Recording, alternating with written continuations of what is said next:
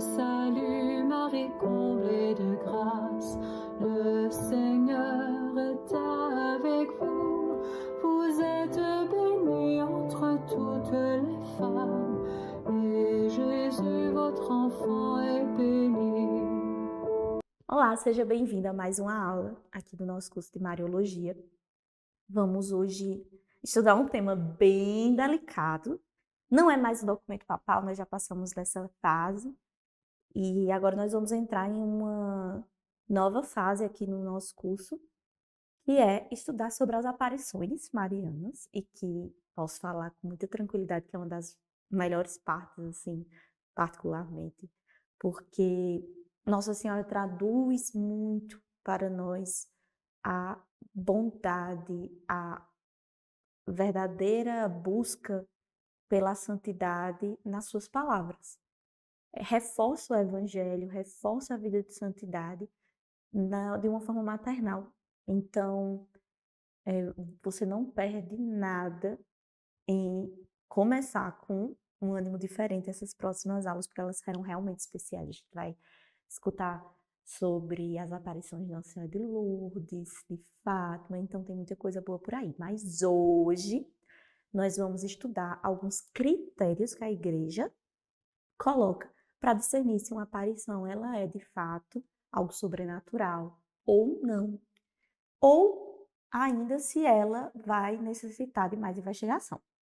Então, para começar essa nova fase aqui do nosso curso, vamos pedir a Sete da Sabedoria que esteja conosco, iluminando e abrindo os nossos caminhos. Em nome do Pai, do Filho e do Espírito Santo. Amém. Pai nosso que estais nos céus, santificado seja o vosso nome, venha a nós o vosso reino, seja feita a vossa vontade, assim na terra como no céu. Pão nosso de cada dia nos dai hoje. Perdoai as nossas ofensas, assim como nós perdoamos a quem nos tem ofendido. E não nos deixeis cair em tentação, mas livrai-nos do mal. Amém. Ave Maria, cheia de graça, o Senhor é convosco. Bendita sois vós entre as mulheres, bendito é o fruto do vosso ventre, Jesus. Santa Maria, Mãe de Deus, rogai por nós, pecadores, agora e na hora de nossa morte. Amém. Santo anjo do Senhor, meu zeloso guardador, se a ti me confio a piedade divina, sempre me rege, me guarda, me governa, me ilumina. Amém. Nossa Senhora, sede da sabedoria, rogai por nós. Permaneceremos reunidos em nome do Pai, do Filho e do Espírito Santo. Amém. Então, vamos lá. Hoje, o documento que nós vamos estudar, ele é muito, muito, muito novo. Em que sentido? Na história da Igreja, não é recente o cuidado e o zelo que a Igreja possui de verificar se algo que é dito que é sobrenatural, de fato, é sobrenatural. Convém citar que ao longo dos anos, em 2024 anos de Igreja, infelizmente, muitas pessoas já falaram que viram aparições de Nossa Senhora, que escutaram anjos e que o próprio Deus, né, falou com elas, mas infelizmente nós temos aí algumas pessoas que de fato querem tirar vantagem disso, até mesmo vantagem econômica, porque de certa forma a pessoa ganha uma notoriedade, mas algumas vezes até mesmo por ignorância. Às vezes vai ser verificado que a pessoa tem realmente um problema mental e o que ela está vendo não passa de uma questão psicológica que precisa ser cuidada. Então, a Igreja, ela viu pela experiência e pelo zelo, já que ela é a guardiã do depósito da fé, Nosso Senhor deu essa missão de proteger, de zelar, de cuidar pela verdade revelada, seja através do próprio Cristo, seja a verdade revelada através da Sagrada Escritura, seja o que vai ser interpretado na tradição do magistério, mas também daquilo que Deus age no tempo, na história, em cada fase. Então, a Igreja, ela leva com muito cuidado e tenta cumprir com máxima perfeição isso, né, de ter esse zelo, porque nós não estamos falando aqui de uma opinião, não é uma opinião. é o poder das chaves, é o que será ligado na terra será ligado no céu. Então, é algo muito sério de se dizer se é ou não digno de que os fiéis creiam ou não. Então, é algo que realmente necessita de muita investigação, porque nós não podemos brincar com a fé das pessoas. Deus não brinca com a fé é um dom de Deus. E a igreja, como fiel guardiã do depósito da fé, vai cuidar e zelar desse dom, muito ao contrário do que, infelizmente, nós vemos em outras denominações por aí que brincam, né? Fazem de qualquer objeto algo sagrado. Nós não somos assim. A igreja não banaliza o sagrado. E é justamente por não banalizar o sagrado, por ter esse cuidado, esse zelo, que foi uma missão dada pelo próprio Cristo, que ao longo dos séculos a igreja foi vendo a necessidade de colocar alguns requisitos para investigar se um fenômeno é realmente sobrenatural ou não é sobrenatural, ou precisa de mais investigação para se chegar futuramente a uma conclusão. Veja que ao longo da história da igreja, nós tivemos, inclusive vai ser aqui comentado nesse documento, fenômenos que ao longo de 7 décadas, cerca de 7 décadas, os próprios bispos locais estavam ali tentando entender, porque nem eles que estavam acompanhando o processo, às vezes não é tão fácil dizer se aquilo é verdadeiro ou não. Pense que envolve características culturais, características geográficas, características dos videntes, as pessoas que veem. Então, tem que também ser analisado se o que é dito, escrito, falado, está em consonância com a doutrina, se não vai de encontro à Sagrada Escritura, por exemplo. Então, são muitos detalhes a serem analisados. Isso quando é um conteúdo mais doutrinário, mas quando existem alegações de milagres, aí é que a investigação precisa ser muito séria para ver se realmente foi uma cura sobrenatural ou não, foi fruto de um tratamento. Então, tudo que nós vamos conversar nesse documento, que vai ser citado agora, que tem um nome bem longo, né? Que são normas para o discernimento dos fenômenos, ela passou por uma revisão. Então, antes nós tínhamos com o Papa Paulo VI uma normativa que ela era mais objetiva. Então, quando alguém em algum diocese chegava e dizia, olha, ou estou tendo visões, ou Nossa Senhora passou esta mensagem, ou aconteceu um milagre através desse novo fenômeno, o que é que acontecia? Sim, o bispo daquela diocese, ele era solicitado a acompanhar e começar a vigiar e iniciar uma investigação. Com essa investigação, ele começava a levantar ali situações como anotações, né, atas, por exemplo, né, do que estava ocorrendo, escutar testemunhas, tudo isso da forma mais discreta possível. E isso permanece. A igreja não faz alardes. Por quê? Porque no próprio documento diz que não é viável você criar uma expectativa nas pessoas, de repente você dizer, tem tudo para ser verdadeiro. Imagina, as pessoas começarem a frequentar, a fazer peregrinações e de repente, numa hora para outra, ou alguns anos depois, a igreja diz, olha, na verdade, era tudo mentira, era charlatanismo. E aí, toda a fé que aquelas pessoas criaram, depositaram, de repente gastaram para peregrinar, né, financeiramente falando. Então, para não criar até essa expectativa, como diz o documento, é necessário uma grande discrição, até mesmo do bispo encarregado da investigação. Então, quando o bispo fazia essa análise, o dicastério, né, pausa para fazer um parêntese importante para você que está assistindo. Eu não sei até que ponto você entende um pouquinho da hierarquia da igreja, mas eu vou fazer um resumo para a gente entender melhor esse documento, tá? Existe o Papa, que é o Santo Padre. Ele quem dá a palavra final sobre tudo na igreja, basicamente. Só que abaixo do Papa nós temos o quê? Nós temos cardeais, nós temos bispos. E entre o Papa e os bispos existe uma comunicação, né? Uma série de órgãos que ajudam nessa ponte. Veja, você há de convir comigo que não é fácil marcar uma conversa com o Papa. Então seria, imagina, todos os bispos ou vários bispos do mundo investigando vários fenômenos ao mesmo tempo e tendo que falar diretamente com o Papa. Seria muito difícil.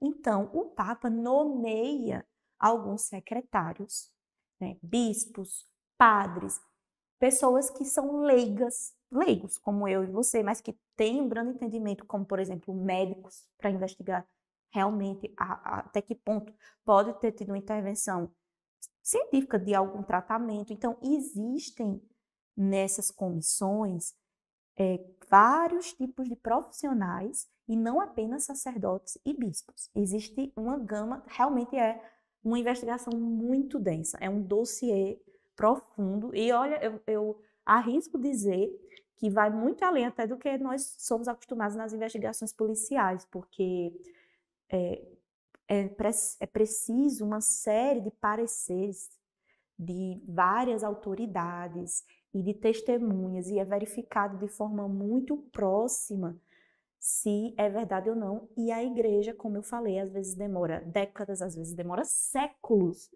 para poder chegar numa conclusão, ou até mesmo nós temos processos aí correntes de mais de 4 décadas que não chegaram ainda a uma conclusão final. Então, isso tudo é só para você entender o quanto a igreja é prudente, o quanto a igreja é cautelosa. Então, vamos lá.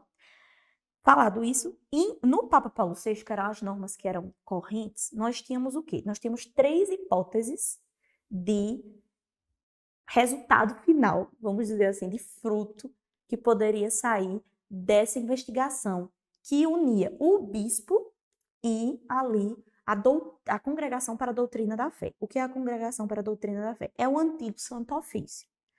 Santo Ofício tinha esse nome, mas infelizmente por conta dos nossos péssimos professores, que a culpa também não são deles, mas as universidades e as nossas péssimas fontes bibliográficas, que estão muito eivadas de vícios de cunho marxista ou da esquerda no geral, e não contam a história de uma forma tão justa. E aí, infelizmente, o Santo Ofício ficou sendo visto como aquele tribunal que queimava pessoas. Na verdade, não é bem isso. Simplesmente o Santo Ofício ele era um órgão da igreja que verificava se aquele livro, se aquela mensagem, se aquela pessoa, o que aquela pessoa estava falando era compatível ou não com o catolicismo. Tanto é que, possa ser que você não saiba, mas para você ver que o Santo Ofício ele era também, ele verificava também pessoas de dentro da própria igreja. Santa Teresa d'Ávila, por exemplo, ela colocou todos os seus livros, seus escritos, todas as suas visões totalmente à disposição do Santo Ofício. E isso aconteceu com vários santos, entende? Então, mas por toda essa questão, esse peso do nome que carregou, né, o Santo Ofício, hoje nós conhecemos como a Congregação para a Doutrina da Fé. E é o prefeito da Congregação para a Doutrina da Fé que ele é responsável por fazer essa conexão com o Papa e ir acompanhando mais de perto, junto ao bispo, esse tipo de fenômeno. Então, quando a gente tinha no Papa Paulo VI, nas normas correntes, o Santo Ofício, né, na época, que hoje nós conhecemos como Congregação para a Doutrina da Fé, ele podia chegar a 3 tipos de proclamação, né, vamos dizer assim, de resultado. Isso ficava um pouco nebuloso. Por quê? Porque nessas normas vigentes na época do Papa Paulo VI, até o Papa Paulo VI, o bispo ele podia sozinho ir fazendo a investigação e ele ia comunicando aos poucos. Às vezes, até o próprio Santo Ofício pedia para que o bispo não dissesse que estava em contato com a Congregação para a Doutrina da Fé, que como a gente chama hoje. Então, veja, olha que situação complicada que ficava. Às vezes o bispo já estava investigando, não podia dizer que tinha informado a igreja, porque a igreja, por cautela, para não criar essa expectativa nos fiéis, ela preferia não se pronunciar já de cara, através de Santo Ofício. Mas depois o bispo saía e tinha que fazer uma proclamação que ia se tornar pública. Então, olha como criava, às vezes, conflito, dizendo, nossa, mas ele está em comunhão com a igreja está sabendo que ele está dizendo isso? E às vezes sabia, mas foi a própria igreja que tinha solicitado a não contar. E aí o bispo podia chegar a 3 conclusões, e que depois seriam ditas ali junto com o Santo Ofício, ou não, dependendo da situação. Que era, basicamente, algo definitivamente positivo, ou seja, uma conclusão positiva de que sim, existe o sobrenatural ali. O negativo, você podia chegar na conclusão de negativo, ou seja, não tem nenhum evento sobrenatural ali. Ou algo a ser investigado, ficava indefinido. Então, era basicamente só esses três hipóteses que o Santo Ofício aceitava e que o bispo tinha. Ele só tinha essas 3 opções. Ou dizer que sim, reconhecia os efeitos ali como sobrenaturais, ou não reconhecia, não tem nada de sobrenatural. E ele podia dizer, olha, preciso de mais investigação, está indefinido. Só que a realidade, ela não comportava esses 3 casos. Por quê? Vejamos, eu não vou citar nomes agora, por quê? Porque daqui a pouco, quando a gente for aqui discutir um novo decreto com os novos tipos de norma, você vai entender. Mas acontecia, como o caso citado, na década de 50, isso está no documento atual, tá? Isso é uma das justificativas para hoje a gente ter bem mais hipóteses de proclamação aí do bispo junto com a Congregação para a Doutrina da Fé. O que é que acontecia? Na década de 50, por exemplo, teve um caso, isso é citado como uma das razões para a mudança que o Papa Francisco fez recentemente. Na década de 50, começou a surgir, né, alguns fenômenos. E aí, o que é que aconteceu? Um bispo entrou no caso, o bispo que estava, né, responsável pela diocese, entrou no caso e disse que não reconhecia como sobrenatural, deu parecer negativo.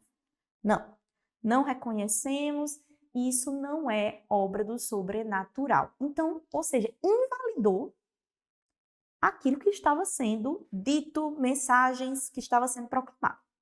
Quando o bispo dessa diocese saiu dessa diocese e entrou um novo bispo, o novo bispo resolveu reabrir a investigação. E aí ele começou a concluir que era, sim, sobrenatural. Contradisse o bispo anterior. Aí você diz assim, mas a igreja pode errar? Pode acontecer isso de reconhecer e depois não reconhecer? Justamente. Veja, não era a igreja dizendo que reconhecia ou não, era o bispo local com, às vezes, o fenômeno ainda em curso, muitas vezes, dizendo que reconhecia ou não reconhecia. E o bispo, sozinho, por mais que ele tenha boa vontade, boa intenção, às vezes ele não consegue contemplar e abranger toda a carga de detalhes econômicos, culturais, tudo isso que eu falei para vocês, sozinho, e pode chegar a conclusões que não são tão claras ou não são corretas. E o bispo novo daquela diocese achou melhor reabrir o caso. Quando ele reabriu o caso, ele chegou na conclusão de que era, sim, sobrenatural e reconheceu como positivo naquela diocese. Quando esse bispo saiu, que entrou um bispo novo, adivinha o que aconteceu? De novo, foi reconhecido como não sobrenatural. E aí a igreja resolveu interferir, fez uma investigação maior e ficou realmente definido como não era sobrenatural. Mas você imagina o que aconteceu naquela diocese durante todos esses anos.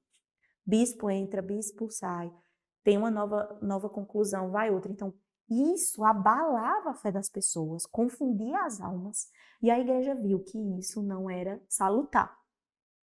Por isso, quando o Papa Francisco, ele assumiu o papado, ele se deparou com novos fenômenos. Atualmente, nós temos, inclusive, notícias de fenômenos que estão ou estariam ocorrendo, estão em investigação. E não, até na visão do Papa, não teria a quantidade de provas suficientes nem para dizer que não tem sobrenatural ali, nem para dizer que tem. Ou seja, basicamente necessita de continuar acompanhando. Mas e aí? Como as almas daquela diocese, elas vão se comportar? Elas acreditam? Elas não acreditam? Elas podem frequentar o lugar? Elas não podem? Elas acreditam na mensagem ou aquela mensagem tem algo grave contrário à fé? Você percebe que as ovelhas, elas precisam do pastor?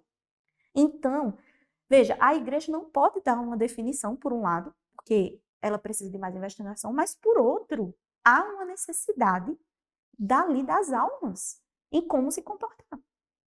Então, a gente tem um dilema para a igreja e, paralelo a tudo isso, nós temos o bispo, que ele tem que vigiar, tem que acompanhar, tem que dar ali um acompanhamento, um discernimento, uma direção para as almas, mas não pode contradizer o que a igreja um dia disser. Veja como isso é complexo. Por isso, o Papa Francisco, com o novo prefeito, inclusive o prefeito, no dia que eu estou gravando isso aqui, o prefeito atual para a Congregação da Doutrina da Fé, o Cardeal Fernandes, eles, né, em comunhão com o Papa e ao longo de muitos estudos, resolveram fazer um novo documento. E é esse o documento que que eu vou citar a partir de agora, obviamente, de forma muito resumida.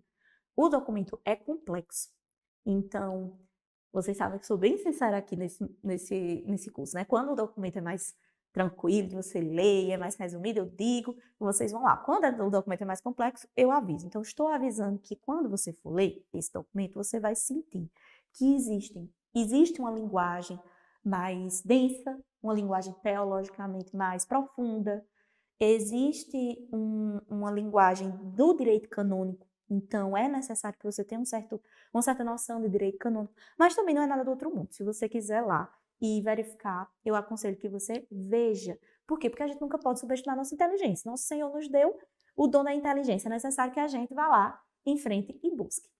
Então, e outra, é um documento que depois que ele foi reformado, a versão final saiu agora, no dia 17 de maio de 2024. Então, é uma linguagem que nós, dessa época, conseguimos compreender. Portanto, eu incentivo que você vá e leia um pouquinho do documento, tá bom? Então, o nome do documento atual, ele está como Normas para proceder no discernimento de presumidos fenômenos sobrenaturais. Perceba no nome, é presumidos fenômenos sobrenaturais. Então, são normas para proceder no discernimento de presumidos fenômenos sobrenaturais. Veja o tamanho da cautela até no nome do documento.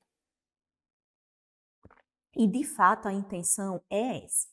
Né? A apresentação e a introdução, elas falam justamente do que eu explicitei aqui, historicamente falando.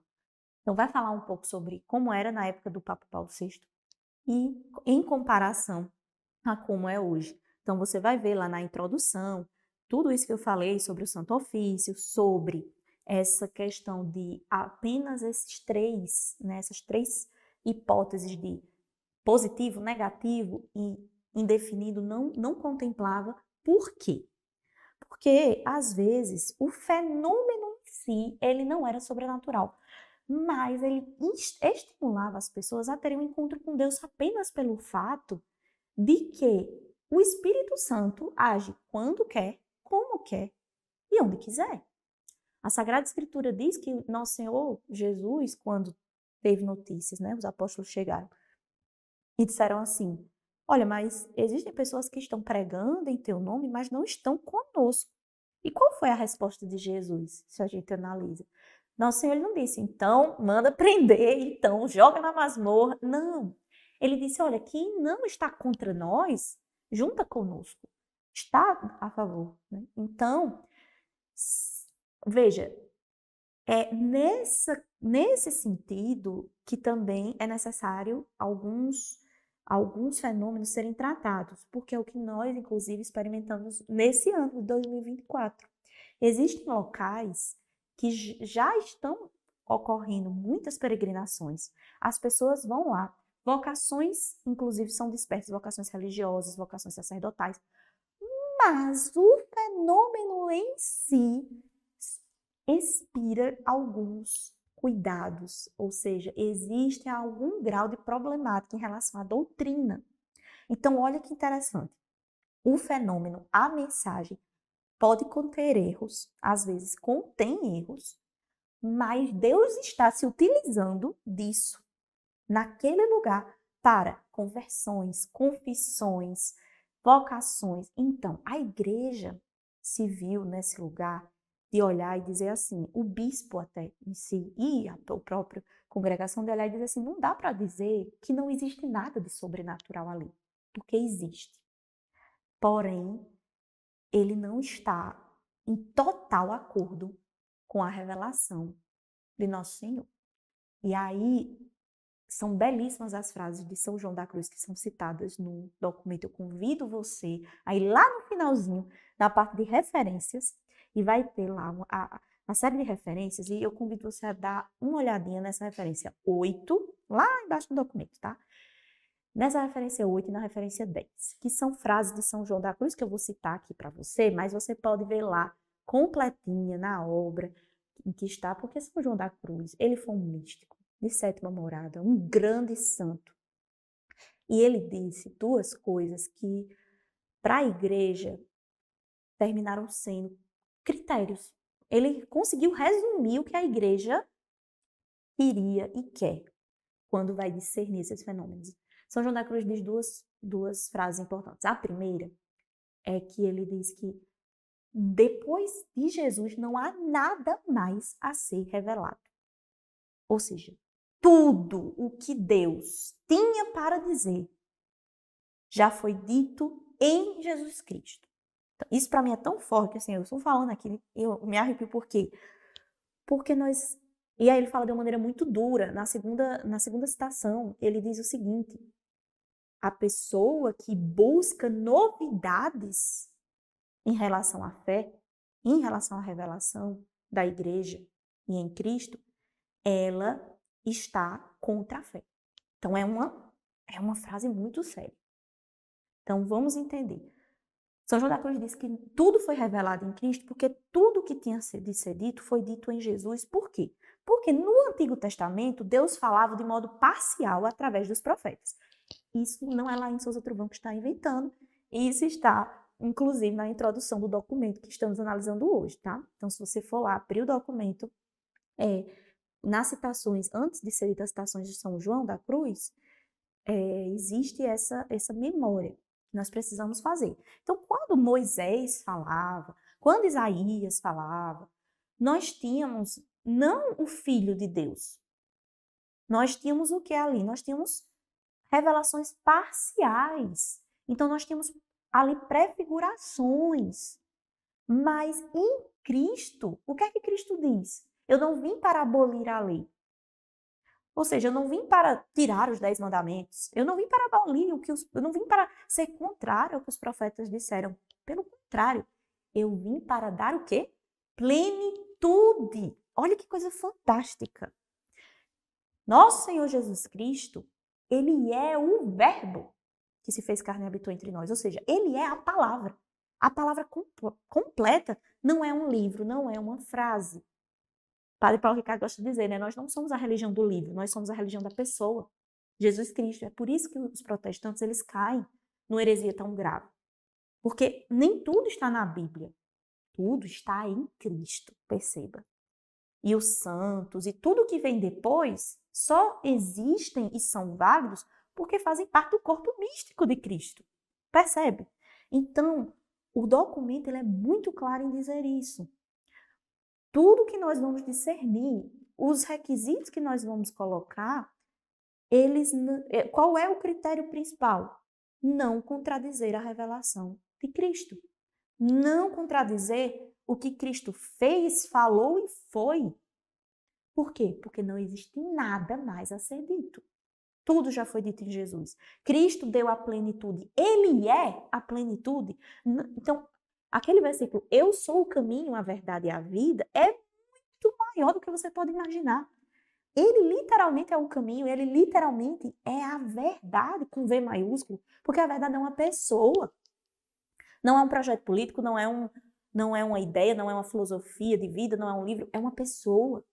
Então, os fenômenos, os milagres, as mensagens que vêm, eles são apenas um aprofundamento daquilo que já foi revelado. É apenas como que lembretes do que Jesus já disse e já fez. Não existe nada de novo. Porque se existir alguma aspas, como o próprio São João da Cruz fala, né? Novidade. Se você está buscando alguma novidade, saiba, você está indo contra aquilo que o próprio Deus fez. Se você ler lá em Gênesis, ele diz, tudo foi feito pela palavra, ou seja, através do verbo, através de Jesus. Porque Jesus é a palavra, Jesus é o verbo. Então, é tudo, não existe nada fora do tudo. Tudo é tudo. Então, nós precisamos agora analisar o que nós vamos falar aqui dos 6 tipos, né? Que antes, em Paulo VI, nós temos 3 possíveis conclusões, né? Que é um parecer positivo, negativo ou indefinido. Agora nós temos 6. Justamente por conta dessa necessidade da cautela, da igreja ver que o fenômeno às vezes é problemático. Ou o vidente, a pessoa que viu, ela tem ali uma vida que dá contra-testemunho ou algo do tipo. Porém, nosso Senhor, de forma misteriosa, está colhendo frutos. Está fazendo com que pessoas se encontrem de forma sobrenatural com Deus. E Deus, ele pode ser aproveitado em qualquer coisa. Né? Deus, ele é o grande, perfeito aproveitador. Veja, nós temos o testemunho de Padre Léo, da Canção Nova, que já é servo de Deus, está caminhando aí para a beatificação. Ele recebeu o chamado dele sacerdotal quando ele estava drogado. Deus é capaz de pegar uma pessoa que estava se drogando e transformar em santo, um possível santo, em um sacerdote que já é servo de Deus. Olha o que Deus faz. Então, se Deus pode fazer isso com a pessoa em vida, né? Imagina o que Deus não pode fazer quando ele quer derramar a graça dele. Então, ele pode tudo. E a igreja quis contemplar essas situações. Então, agora, a gente vai ver os novos 6 possíveis resultados que o bispo, em comunhão com a Congregação para a Doutrina da Fé, podem chegar. E aí, a primeira alteração é que agora o bispo não pode mais ficar em silêncio sobre a investigação em relação à doutrina da fé, como ele é obrigado, inclusive, a comunicar à congregação e depois isso é realmente tornado público. Olha, nós estamos junto com o bispo tal, no diocese tal, investigando. Então, agora essa coisa da igreja pedir para não falar foi alterada, justamente para essa unidade ficar muito explícita. Então, essa é a primeira alteração. E aí, conforme as investigações passam, nós temos agora 6 possíveis conclusões. A gente vai começar da mais indefinida até chegar na mais definitiva para você entender. Vamos fazer assim, com grau de intensidade, tá bom? Por quê? Porque a tentativa do novo prefeito para a Congregação da Fé, que ele está em exercício, foi fazer o quê? Não jogar fora as normas que o Papa anterior, o Papa Paulo VI, tinha, até hoje, 1978 até agora praticamente. Então ele não quis, a igreja ela não joga a tradição fora, pelo contrário, ela aperfeiçoa. Então, essas 6 possíveis conclusões, elas na verdade são apenas um reflexo dessas 3 primeiras. Então vamos analisar assim para você compreender melhor, tá bom? Então, ele chama isso de novos aspectos, tá? E aí, você vai ver que tem a organização do documento bem semelhante ao direito civil, ao nosso direito, né? Vão ter artigos, vão ter parágrafos, vão ter exceções. E vamos agora para as conclusões. Então, o primeiro grau que pode acontecer, primeiro que eu estou dizendo é que eu estou seguindo apenas a ordem que está lá no documento, tá bom? Todas as conclusões agora têm um nome latim. Então, eu não vou me aventurar, não se baseie nesta professora, porque eu não tenho a melhor pronúncia de latim. Você vai abrir o documento, você vai ver lá como se escreve, tá? Mas eu vou dizer a conclusão e o que cada um significa. A primeira é nihil obstat. O que é que acontece? Basicamente, a igreja não está exprimindo nenhuma certeza sobre o ocorrido. Então, o que é que a igreja está dizendo? A igreja está dizendo que sim, existem frutos espirituais que ocorrem naquele contexto, que a igreja chama de meio, naquele contexto. Né? Reconhecendo que a ação do Espírito Santo, ela pode agir em qualquer lugar. Então, o que a igreja está dizendo é, olha, realmente, tem conversões, tem vocações, então, o Espírito Santo agiu naquele meio. Porém, o fenômeno em si, nós não temos uma conclusão definitiva. Então, é basicamente a igreja dizendo assim, ainda não temos resposta para o fenômeno, mas dizemos que existem bons frutos. Então, pela autorização, né, da igreja reconhecer os bons frutos, é possível, por exemplo, peregrinar até lá, é possível fazer orações públicas no lugar. Por quê? Porque a igreja reconheceu que, sim, desses locais, dessas peregrinações, existiram bons frutos. Então, é permitido, na prática, esse é o efeito prático desse primeiro reconhecimento, o Nihil obstat. E aí a gente vai para o segundo. O segundo, aí você já vai notar uma cautela maior, que é o preóculis aberto, que basicamente diz o seguinte: ainda que se reconheçam importantes sinais positivos, ou seja, nós estamos sabendo, temos notícias de que tiveram sinais positivos naquele contexto, nós também percebemos elementos de confusão, ou seja, que podem gerar confusão nos fiéis, inclusive possíveis riscos para aqueles que estão frequentando ou tendo algum tipo de conexão com esse fenômeno. Então, a igreja solicita ao bispo diocesano uma maior investigação e, por precaução, o que é que acontece? Existe uma possível ali maior cuidado do bispo e um acompanhamento maior a esse fenômeno. Já não é abertamente, livremente autorizado tudo sem o bispo. É necessário que o bispo esteja realmente mais atento. Então, na prática, já existe uma certa restrição maior, porque você há de convir comigo que a agenda de um bispo ela é muito exigente. Então, você imagina que muitas coisas talvez não possam ocorrer porque não teve ali a autorização, ou não pode ter a presença do bispo, ou o bispo não teve tempo, né, de analisar, e aí não vão possivelmente acontecer. Então, veja que a gente já vai apertando um pouquinho mais o ciclo, tá? E aí a gente vai para o terceiro, que é colocado aqui, que é mais fácil de você entender, que é o curator ou curato, que é quando existe um fenômeno e existem significativos elementos críticos, ou seja, ali já está existindo um fenômeno que se difundiu, então muitas pessoas estão sabendo, quem sabe já está gerando ali peregrinação, já está gerando ali uma atenção maior dos fiéis, porém, como os riscos que estão ou na mensagem ou no fenômeno são críticos, exige uma possibilidade de perturbação ao povo de Deus. Então, isso coloca, de certa forma, em risco a fé, a integridade da fé. E aí o bispo, olha o que diz o documento, eu vou falar exatamente o que está aqui, tá? O bispo diocesano é solicitado a não encorajar o fenômeno. Então, veja, nós já temos uma restrição bem maior.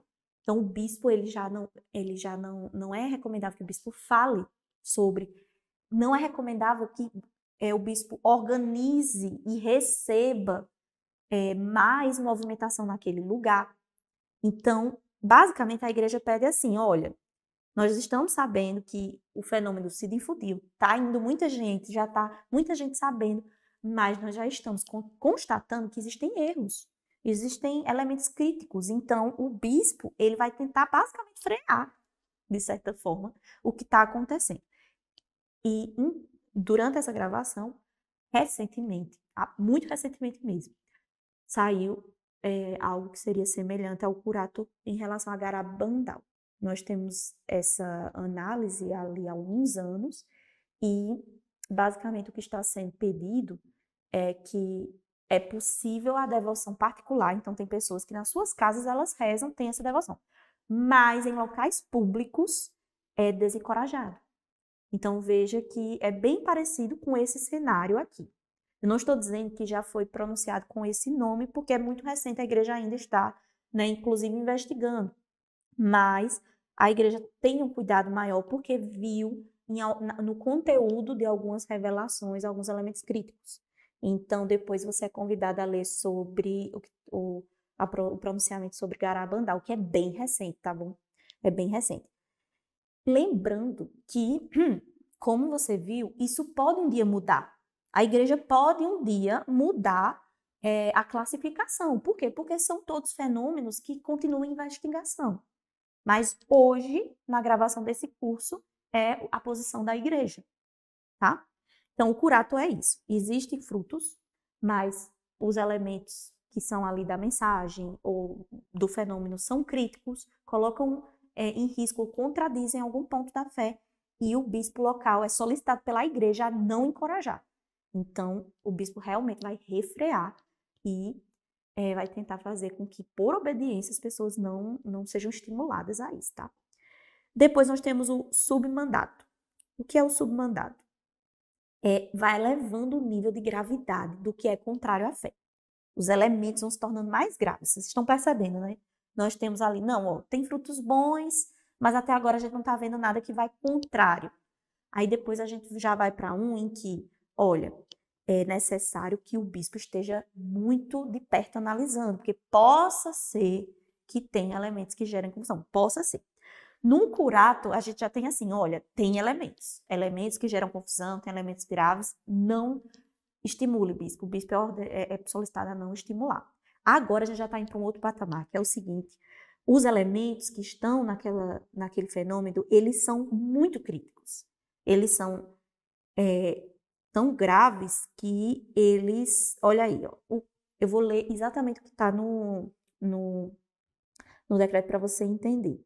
Os elementos críticos relevados não são ligados ao fenômeno em si, o qual é rico e positivo, mas a uma pessoa, uma família ou a um grupo de pessoas. Veja, o problema aqui, nesse caso, não é o fenômeno, que ainda está analisando, que pode até ter positivo, pode ter tido conversões, pode ter tido bons frutos. Porém, existe ali ou uma família, ou um grupo de pessoas, ou até mesmo um dos videntes, alguém que está fazendo o quê? Um uso impróprio daquele fenômeno. Infelizmente, nós temos, inclusive hoje, atualmente, no ano 2024, notícias de que pessoas estão enriquecendo financeiramente à custa da fé das pessoas. Então, às vezes não é só uma pessoa, é um grupo de pessoas. Então, a igreja, para não colocar em risco a vida dos fiéis no geral, para não permitir que os fiéis sejam enganados, a igreja ela faz esse submandato, que é o quê? Olha como vai proceder. Então, nesse caso, utiliza-se uma experiência espiritual para uma particular e devida vantagem econômica. Então, está tendo ali ou uma vantagem econômica, ou está sendo verificado que esse grupo de pessoas que está fazendo uso impróprio, eles têm uma vida imoral, ou seja, estão cometendo atos imorais.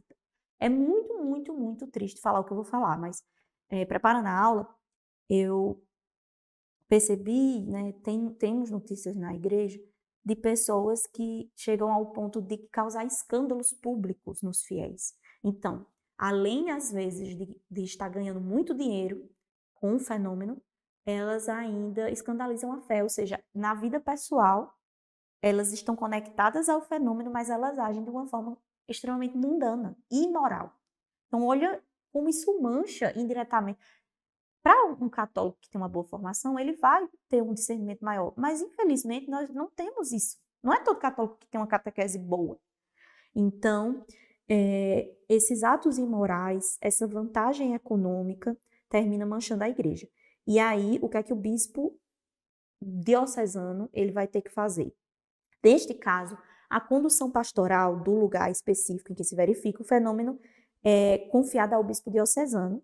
E aí, ou o bispo do lugar, ou um delegado da Santa Sé, diretamente do Papa. Veja, a situação está tão grave, né, por conta da vantagem econômica ou dos atos imorais, que pode ser ou o bispo local ou um delegado diretamente da Santa Sé, que vai ser designado para intervir diretamente na situação. E olha que coisa, assim, absurda. Tem casos na igreja que o grupo, a família ou os videntes estão com tanto controle sobre aquele lugar que o delegado da Santa Sé ou o bispo não conseguem mais controlar a situação. E aí, olha o que a igreja recomenda. Se não conseguir interferir diretamente, buscar ao menos um acordo razoável com essas pessoas. Gente, eu vou ser muito sincera com vocês. Com você que está me assistindo. Eu eu tenho um temperamento colérico. A igreja é muito caridosa, porque tentar um acordo razoável para não escandalizar as pessoas é muita bondade. Porque o Papa, se fosse em outros tempos, o Papa chegava, sabe?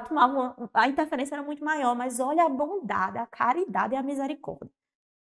A galera tomou conta da situação, não estão obedecendo sequer o bispo, e aí lá vai ou o bispo ou o delegado da Santa Sé tentar ao menos um acordo para tentar diminuir ali os atos imorais ou as vantagens econômicas, ou diminuir ali a gravidade da situação.